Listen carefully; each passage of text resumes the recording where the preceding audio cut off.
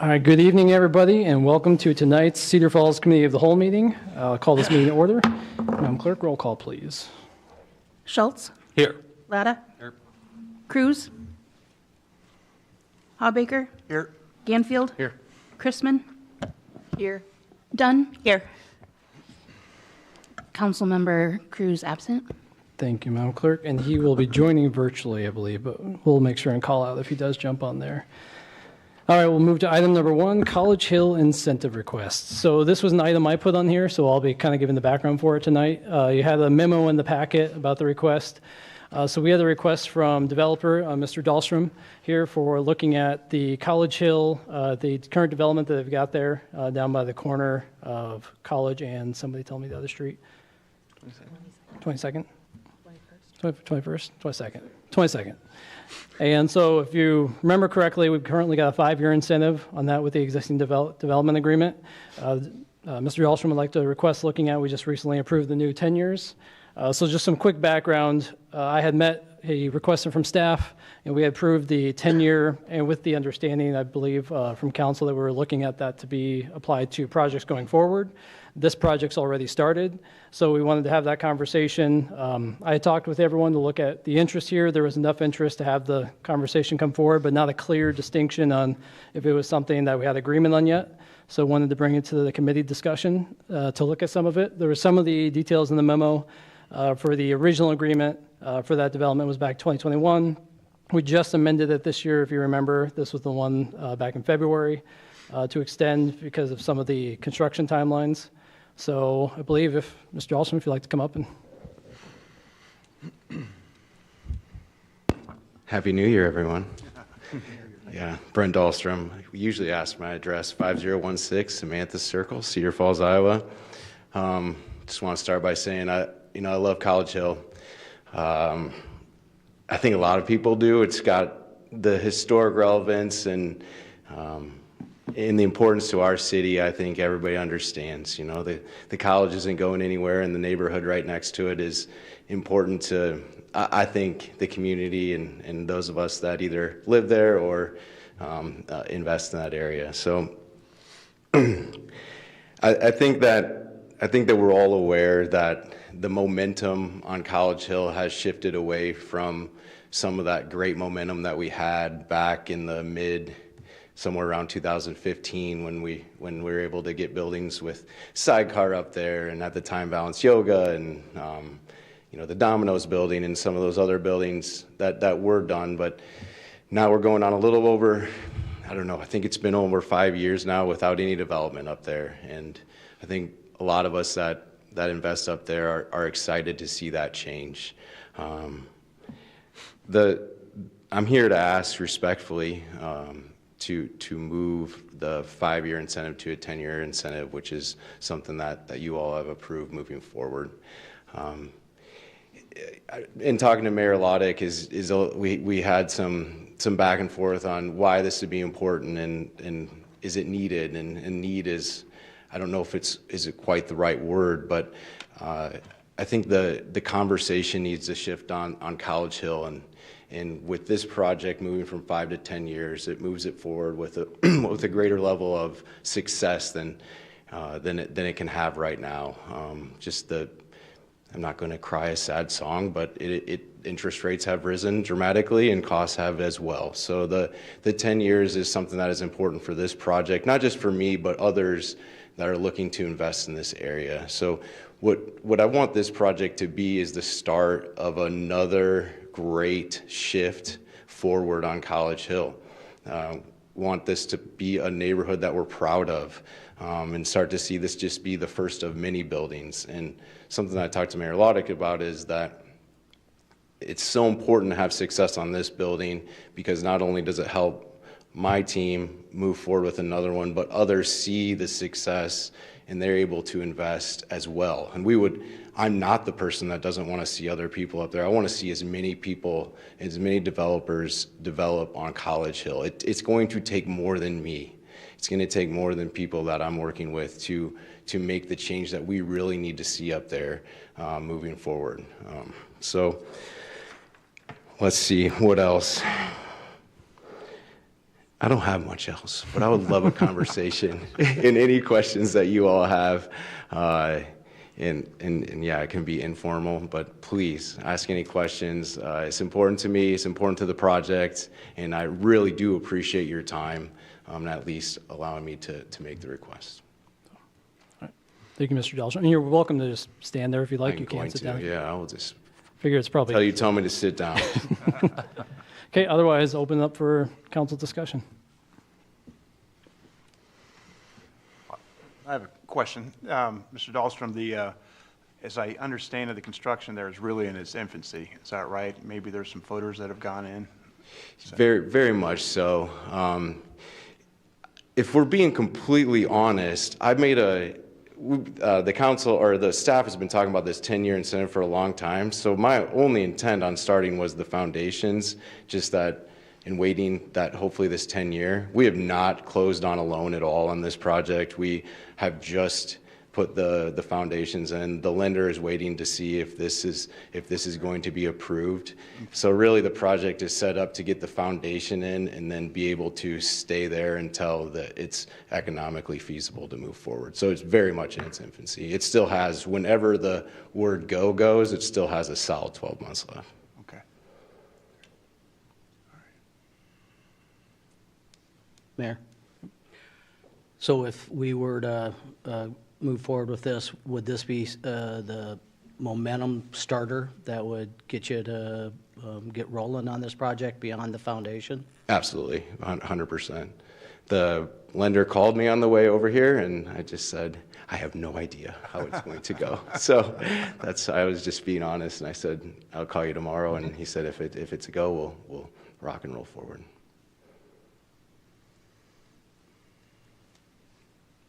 No discussion, questions. So, and just to kind of set the stage, what I'll be looking for tonight is, since from talking with everyone, I wasn't sure if there was a clear consensus or agreement, so wanted to bring it here so we could discuss. We're not voting to approve anything tonight. It's looking for direction from you guys on what would you like to see brought forward to a council agenda. Mr. Mayor, can I clarify then? So if we're not, I agree, your communication to us was we weren't taking a vote tonight. Hearing Mr. Dahlstrom's comments on waiting to hear back from a lender, would the intent be, if we were to move this forward tonight, that we would see this on the agenda for the next council meeting? When would we be seeing this moving forward? Just to provide maybe some extra clarity for the developer. Yeah. I think we'd start working on it right away. Yeah, I think we would start working on it right away. I don't know if we get it on to the next agenda. It's really quite simple, though. It's going to be, I say that not being the drafter of the amendment, but it's really going to be an amendment to the existing agreement that would go from the 5 years at 100% to 10 years at 100%. Thank you, Ron.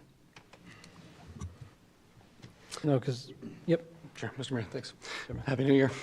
I did want to double check. I think this is the first one we would be talking about moving to the 10-year incentive, and I just wanted to verify, memory doesn't serve me at this moment, if we actually formally finish a policy on that 10-year.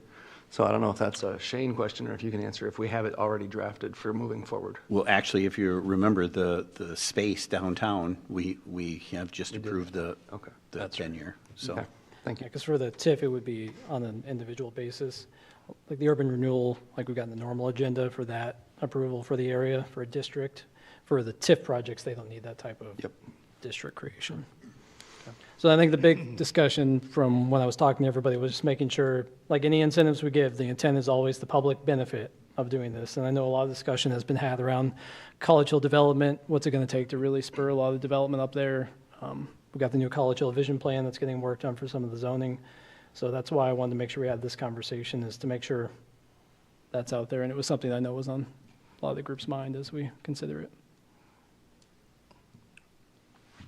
Are you looking for a motion, Mr. Mayor? Or what are you? So I was giving just a little space for discussion. Otherwise, I would look for, yep, go ahead. So I think for me, you know, I do appreciate all of the work that you've done up on College Hill. And I think that this is a unique opportunity because this building has not been built yet. Now, obviously, this project has been long in the works, and I know for a while you guys were waiting for that state incentive. And so, you know, I think typically if a building, you know, were already built or far along in the process, then this isn't something that we would consider. But because we have just changed the policy, I think to me it makes sense to offer the 10-year incentive.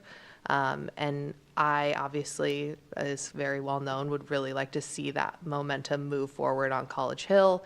I know you've got another building in the works, and so I think if that helps to move that building forward as well. Obviously, we're working on our updates for College Hill. So to me, it just all makes sense. And I think this is the kind of thing where, again, while not typical, we've really got to push forward with things like this if we want to see the change that we've been talking about. So that's where I'm at. I just want to clarify for your sake that this agreement does not hold anyone responsible for additional future developments that may or may not happen. Correct. Mr. Mayor, if I may, just a couple of questions of inquiry. I'm not against, you know, moving forward projects. I think in principle, I want to ask some questions and understand. So the original contract being in 21, what was the due date of the construction completion for that original 5-year incentive? Do you recall the date? I have no idea. Because we've extended it already at this point. Yeah. But I just wanted to double check if we're. Yeah, I mean, it's a good question. When you first, the way that the incentives work at the state, you actually need that agreement in place to even apply. So really, whether it's Cedar Falls or we're applying in Sioux City or Davenport, that original agreement is hardly ever the last one. It's really just the ability to go apply, and then it usually takes a year or two. So, I mean, we're going to be bringing forward, assuming all goes well here, we're going to be bringing forward a second building across the street, which would be next to Bonnie's, and tearing that down and asking for a development agreement, but full on no, that it's unlikely we will win in our first year of applying for these awards in 25. It's possible because Cedar Falls has not been winning lately, these awards, but that development agreement that I'll ask for on that project is unlikely to be in its final form the first time. So it's normal. I don't remember the dates. Okay, thanks.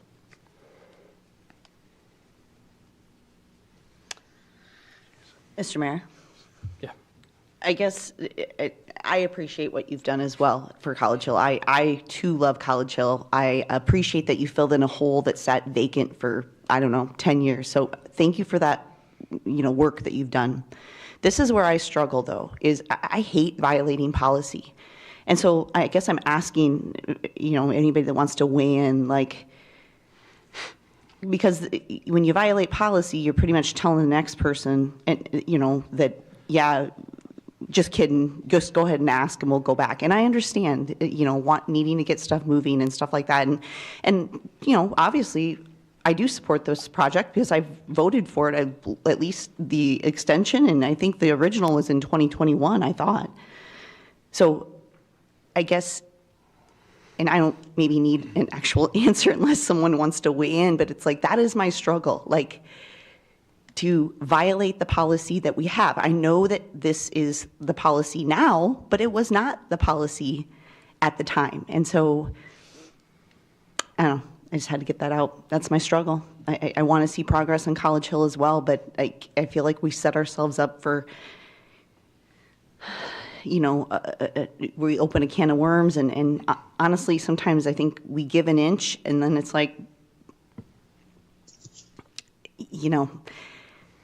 I want to believe we're all citizens working together for a better Cedar Falls, but yeah, anyway, thank you. Thank you, Counselor. Yeah, I think that, if I may. Mr. Mayor? One sec, Darrell. We'll let Mr. Dahlstrom respond, then we can jump in with you. I respect your words and your comments, and this is something that'd be very typical in other communities, especially over the past 5 to 6 years when we've seen enormous construction delays, crazy cost increase. So I'm part of projects or in communities where the building is 100% built and they're adjusting everything after the fact. It's not to say that Cedar Falls needs to take that stance, so I respect that. I'm just saying that you're not setting a precedent that isn't crazy, or isn't something that is going on in other communities to make things possible, because it's not the same as 2021. It really isn't. There's nothing about this economy is the same as 2021. And the other thing is that's Mayor Loddick had the same worry, is that are we opening a can of worms? And I think you may have said that. But what can are we talking about? We've had almost no development on College Hill for the last 20 years. I mean, we're talking about a neighborhood that a lot of us are not proud of anymore. So who's coming forward that's like, hey, wait a second, I developed last year. Why didn't I get that? Because there's nobody there, There hasn't been anyone here on College Hill for a very long time. And I think that story needs to change moving forward. Tonight, after this, I just read in the paper, you're going to be talking about a development agreement for residential development that started a long time ago. And I hope it's approved. I really do. But it's really no different than that, right? I mean, the new policy is in place. The roads are done, and now asking for incentive. I'm in favor of that because I think it's really hard to make money developing residential lots in our town. But I don't think we're setting a crazy precedent. I think that what we're you'd be sending a message to developers such as me and others to start to invest in this town and in this area as we move forward. Yeah. Daryl, you want to jump in? Okay, can you hear me? Yep. Okay, thank you. Thanks for the presentation or the discussion. I guess I have to echo what Kelly is saying there, that policies put in place, years go by, and this was extended, and then a year ago, roughly, I'm not in favor of changing it, because if we start doing that, then every other development, every other situation, when we add new policy, then they go back and say, oh, I want that as well. It's unfortunate, the timing of this maybe, but some of it is that the students' preference has changed and where they want to hang out and socialize, and it's clearly gone to the downtown parkade. I don't know, we want to develop around the hill, but we've had a lot of developments in the last 10 years. To say that nothing has been developed there, that's kind of a misstatement, I think. You just look at the new buildings that have been put up and so on and so forth. So I'm not in favor of changing the policy at all here. Sorry about that, but that's just kind of how I feel. Thank you.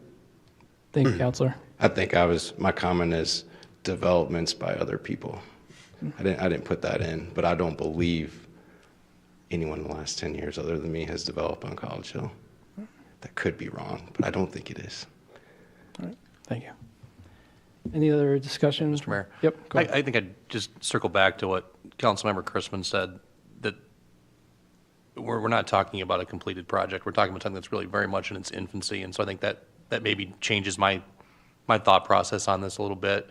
I understand the concerns of we don't want to open a can of worms or set a precedence, but I don't necessarily feel as though that's what we're doing here. I think we already have intent moving forward in future projects of having this at a 10. And this is really, I mean, you really haven't started this project beyond a very little portion of it. Yeah. And so I think I agree that we've had a lot of discussion in the 1 year that this collective body has been up here now as it relates to College Hill, and the development up there is quite stagnant.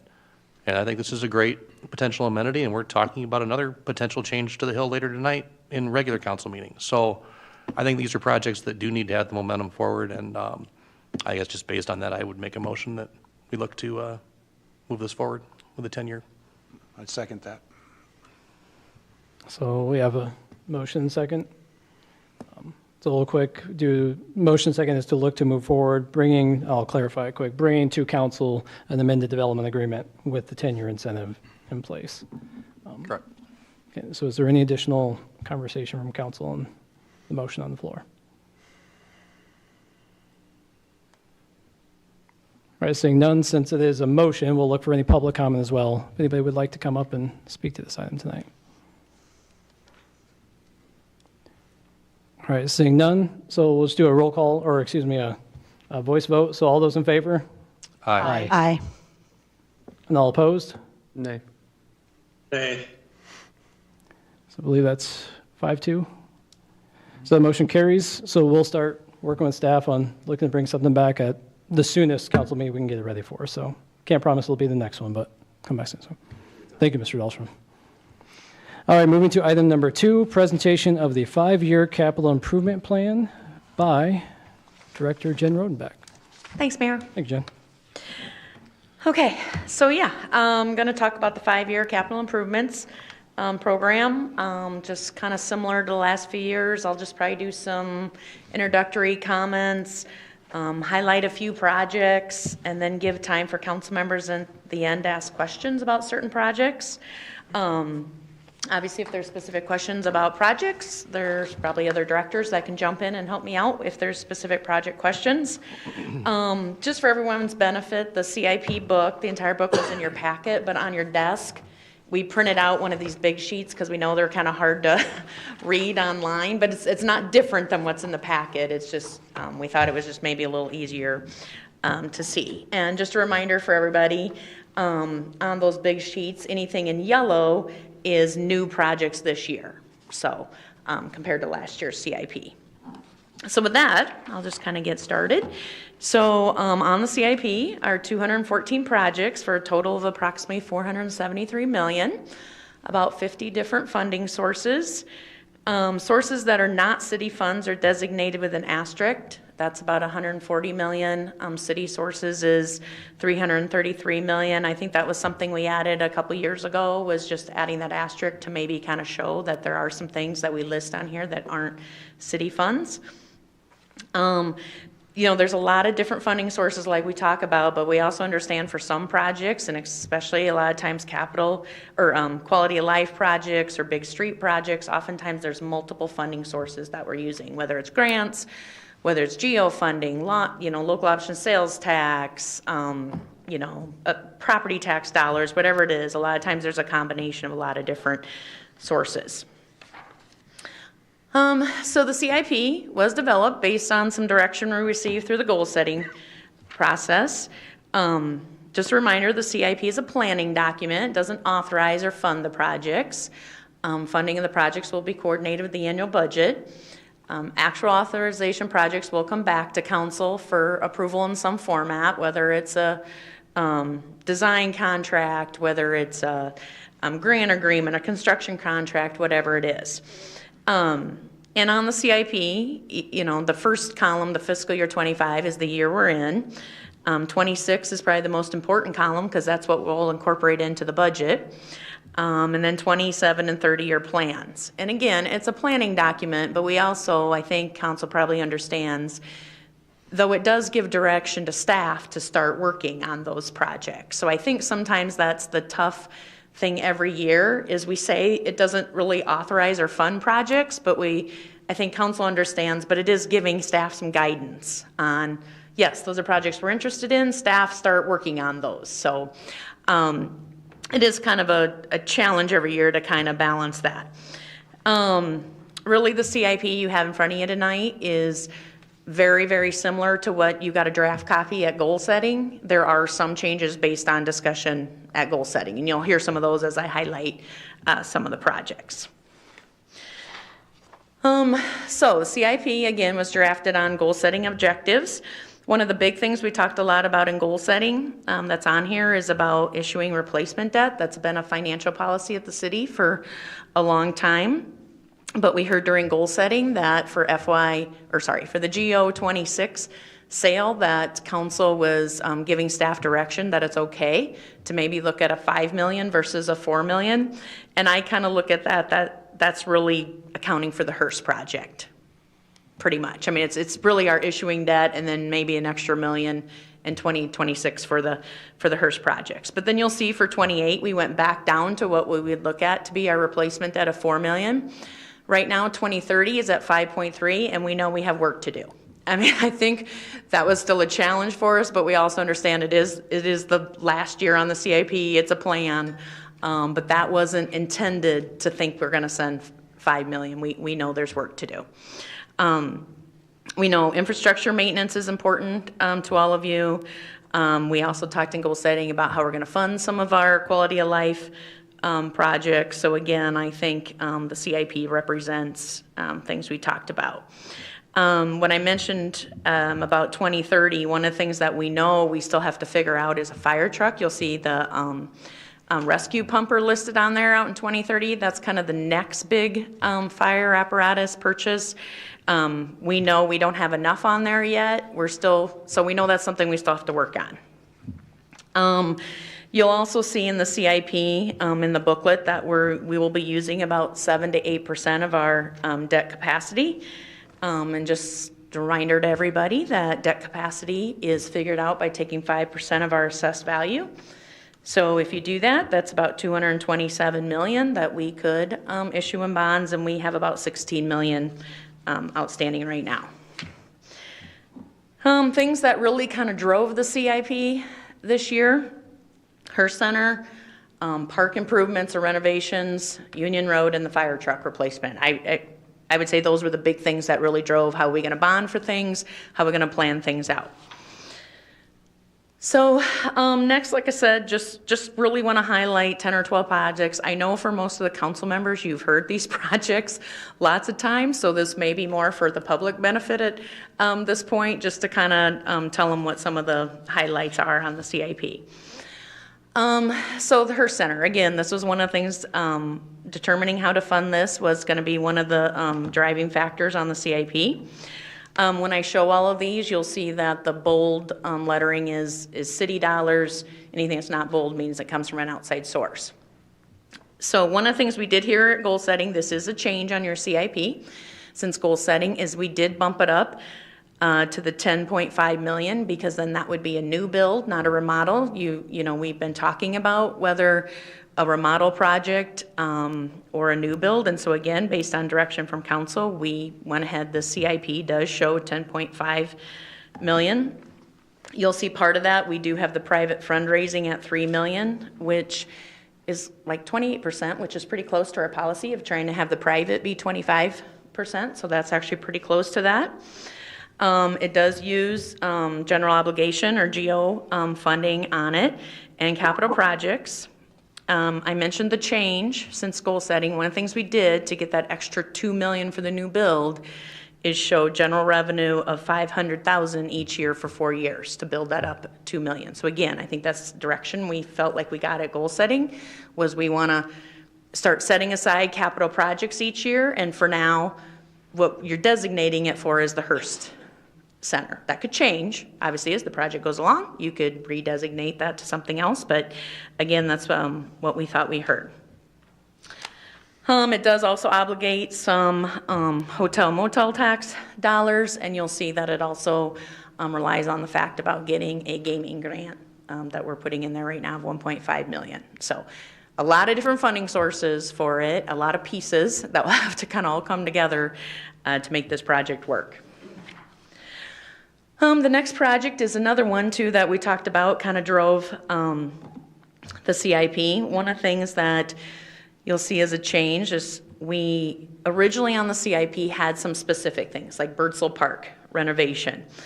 Well, at council, we felt like we heard about maybe some other parks. You know, is it a skate park? Is it a splash pad? So, but we also understand that the Parks Master Plan is going on right now. So we thought a better approach would be to, instead of having specific things listed, do we have one line item, number 65, that says Park Master Plan implementation? Put some dollars on there, whether it's GO or whatever, and then when the Parks Master Plan is done, we know our priorities. That would then help kind of drive what specific projects would go. So I don't want anyone to think that we're not doing Birdsell now or whatever it is. We just felt that was probably a better way to show it. One of the things we heard too was about 500,000 available in 26 at goal setting, but we also were being a little realistic that we're not really sure that would happen in FY 26. So what we did was, right now you'll see is that it shows an extra 500,000, or not an extra, 500,000 in each bond sale. So for 26, 28, and 30, and we put 250,000 a year. Now, again, I think once we know more about how the Parks Master Plan turned out, with the priorities, we understand that's an item that's going to change. Again, this is kind of, again, why it's a planning document. But, so just wanted to let you know that, again, those are things that we thought we heard. This might be the best way to try to make sure we're allocating some funds now and maybe kind of figure it out as in the next year or so how that's going to work. One of the things we are using too is we do get leases on a couple of our cell towers. So we're using that to also help with park improvements. That's part of this. We also have in there gaming. Our hope would be is to apply to gaming for some of these park projects too. But again, I think we feel like we gotta kind of know what our priorities are, and then we would know what we want to request. Next one, number 93. So sewer extension, Dry Run Creek Phase 1. So this is extending the sanitary sewer lower 2,000 feet to promote future development, provide sanitary sewer across to Horseshoe Drive. Hoping the design would be done here in May, and construction in 2025. So that's why we show the fiscal year 26 for total cost of 1.3 million, and it would be out of the sewer fund. Number 122 is annual alley reconstruction program. It seems like oftentimes we have public that's interested in this, so that's why I just want to highlight it. It'll reconstruct alleys in either permeable or concrete each year in residential and commercial areas. helps to treat stormwater runoff, which improves water quality in our streams. For alleys downtown, we can use TIF funding. So you'll see the total project is $2 million. We have, costs each year at goal setting. I think it was also highlighted for you about which alleys are planned for the upcoming year and maybe even the next year. I think it was maybe 25 and 26 or whatever that was outlined at goal setting. So the next one's our annual street repair program. Again, even though it's a project that happens every year, I think it's always nice to highlight because, again, I think people are interested. We also know that we had up for the vote recently, again, the local option sales tax, and so that was voted on again. Now it doesn't have a sunset, so again, I think it's just a note that we do still have the annual program going. We get about $7 million a year now under our local option sales tax. So you'll see it committed every year there in the CIP. You'll see also the local option sales tax. We also will usually put some general obligation or GO funding and some utility funding because, of course, while you're working on a street, if there's some other things that need to be done at the same time, it's a good time to do them. So we always put some of those costs in as well. 138, Union Road Phase 1, showing the timing of fiscal year 26 to 28. This is actually the first year it showed as funded in the CIP. Up until now, it's been unfunded. So again, this is one that really kind of drove what our priorities were on the CIP. So this phase will reconstruct Union Road from West 27th to University Avenue. There'll be intersection improvements, roundabout at West 27th and Union Road, University and Union Road, hoping to complete the design in 2025 and do a bid in 2026. So you'll see the bulk of the funding is coming from local option sales tax. So again, that's kind of one of our priorities in our street funding, but then you'll kind of see a few other funding sources as well, including general obligation bonds. 139. Viking Road and Prairie Parkway intersection from fiscal year 24 to 26. On your CIP, you'll see it shows 3.2 million. The cost is really a total of 4.7, but we've already expended some funds already. So reconstruction of intersection with a three-legged roundabout, raised medians from Andrea Drive to Prairie Parkway. Project schedule is 2024, 25, median between Andrea Drive and Walmart Drive. There'll be a roundabout reconstruction and trail on the south side of Viking Road. There will be, unfortunately, a full closure of Viking Road in 2025 for the construction. It is located in our Pinnacle Prairie TIF district, so a lot of the funding will actually come from that TIF district. 140, Viking Road reconstruction.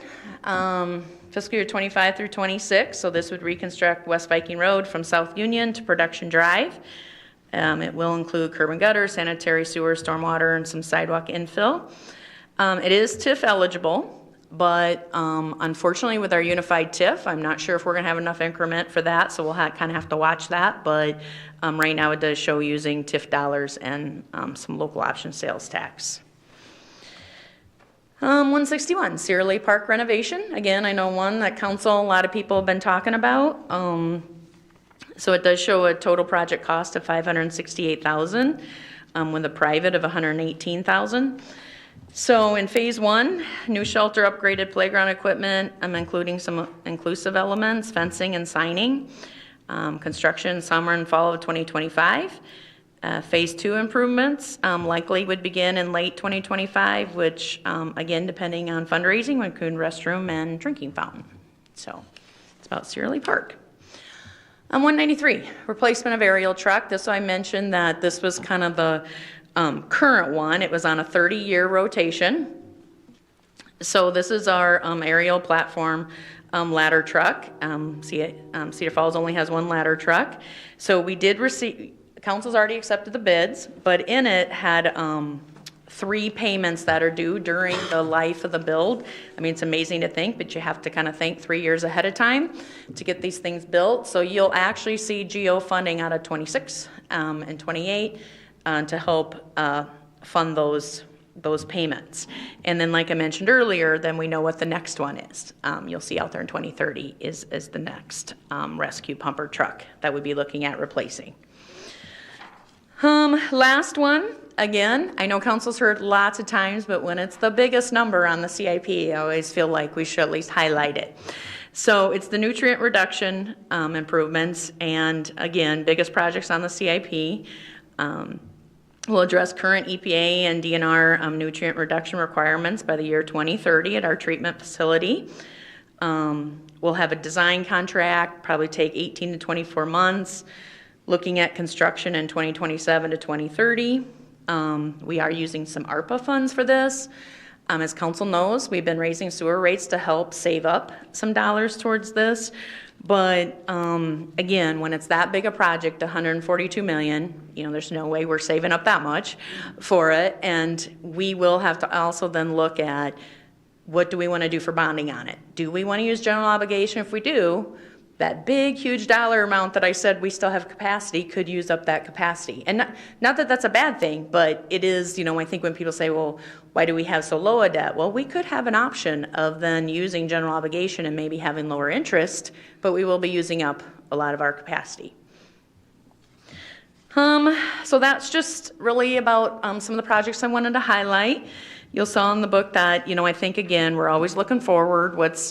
How's projects? What's the timing of projects? And that's why, again, it's such an important planning tool. But it does show that with doing those, it's about a 2% over the 5-year period, an increase in taxes. We also know we have to be mindful of House File 718 and future levies like the debt service, how that could be impacted. So with that, really next steps, really it's just review by council tonight. Council tonight can make a motion like looks good and move forward and recommend to council to bring it at the next council meeting for approval, or we're here tonight to answer questions about projects, or if council wants to make motions to change projects, move them, you know, whichever, we can sure take those motions tonight, and then our plan would be to have the formal hearing and adopting the plan at the next council meeting on January 21st. So with that, I will stop and let council ask questions, again, of any specific projects or funding or whatever council has questions on. And so quick context for us tonight. If we've got small changes we want to make of just saying, maybe move this, shift this, put some emphasis here, we can do that. If it sounds like there's a lot of individual items that we'd want to talk through, that would probably need to be a separate work session. So staff, though, is just looking for direction on, are we happy with this as it is, or general direction on any changes we'd like to see brought back. All of this, even if we approve it as is, would still have to go through the budgeting process, and staff will still have to bring back a budget that reflects this. And at that point, if we decide it's too high, we would still be able to look at, okay, this budget's not acceptable, we'll need to look at changing some things. So approving this doesn't necessarily mean we will do all these things. It's just direction to staff that this is like what we would like to see them build into the budget that then they'll bring back later. So with that, open it up for any discussion, thoughts from council. Mr. Mayor, Yep, go ahead, Councilor. I guess you kind of capsulized what I was thinking, that until we see what the millage rate is and the further along in the process, we can't really determine if we can afford to do all these things. This is just a benchmarker to put them in a table form to see what we'd like to do, kind of a wish list. And I know we talked about a lot of these at the budget process, but you know, I'd give it a tentative go ahead, but subject to much further scrutiny if needed. Yeah. Thank you. Thanks, Councilor. Any other discussion, thoughts? Mr. Mayor. Yep. If I may, Mr. Director Rodenbeck, put you on the spot here. Any Sure. speculation as to how much all included? I know we just got the millage rate back, or the assessment values back, but you said on a previous slide that this could affect about 2% over the next 5 years Sure. in the CIP. What does that mean for fiscal year 26 budget? I speculate. Sure. Well, I think this is what I would say. I think what's really going to affect the 26 budget are the things on there that say general revenue and not as much of the GO, because we won't be selling GO bonds again until 2026. We've already just sold bonds, which will have an effect on the debt service levy rate in FY '26. And so I think, as much as I love the idea, and council and goal setting talked about setting aside, like levying $500,000 a year to help the Hearst, or let's have $500,000 to help with park projects. That could be a challenge. I mean, as we saw, unfortunately, we only saw 1% growth in our assessed values. With the rollback going up, the taxable values did go up, but because of House File 718, we won't be able to get all of our growth. We won't have to use it all. So I think those will be the challenges. And so, but I think again, kind of like I think maybe Mr. Cruz just said too, I think we all get those things in column FY '26. We will know for sure when we work on the budget. But I think it does give a plan, give direction, or I think it does help even for staff for the budget. Hey, you want to try to put those in there if you can. If it doesn't work, then we know we're coming back and we're having discussion. But I think what we heard is if you're good with this, try that, staff, start there, see what you're coming back with. So I think those will be the things that will have the biggest impact on the FY '26 budget. I appreciate that insight. I'd ask one further, if you care to speculate, what two projects give you the most heartburn? Council salaries. Yeah. Well played, well played. Is that too soon?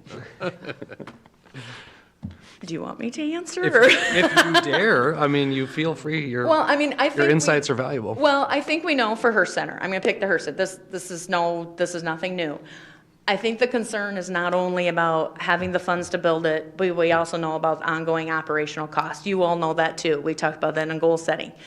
That does. Now, I'm not saying that because I'm negative about the project. Right. You just asked. I think that will be a challenge, especially with House File 17. I think that will be a challenge. So I think that's just one that we know will take a lot of work, but I think it's also going to take, hey, if we do it, what do we know the operational costs are going to be too? I won't mention the Unidome because we had lots of discussion about that a year ago, right? How the Unidome affects the CIP. So, and I think the park one, I don't want to say it gives me heartburn, but I think we all know there's things we want to do in our parks, and I hope we can do them. I am a little worried about the funding challenges, especially on park projects, because it's quality of life, and there's not revenue sources for that.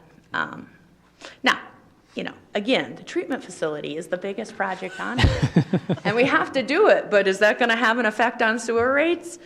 Absolutely, it's going to have an effect on sewer rates. So take that for what it's worth, I guess. I appreciate it. One last just a nugget. You mentioned some of the other projects that we'd all love to see come to fruition, including the high school pool. We're already all in on that, right, as is the entire community. The general revenue sources for 25 and 26, or sorry, 26 and 27. If there's any flexibility there, do we have any partnership to say, hey, their bills aren't going to be due until 28, or are we willing to reach out to the schools and see if we can delay some of those payments?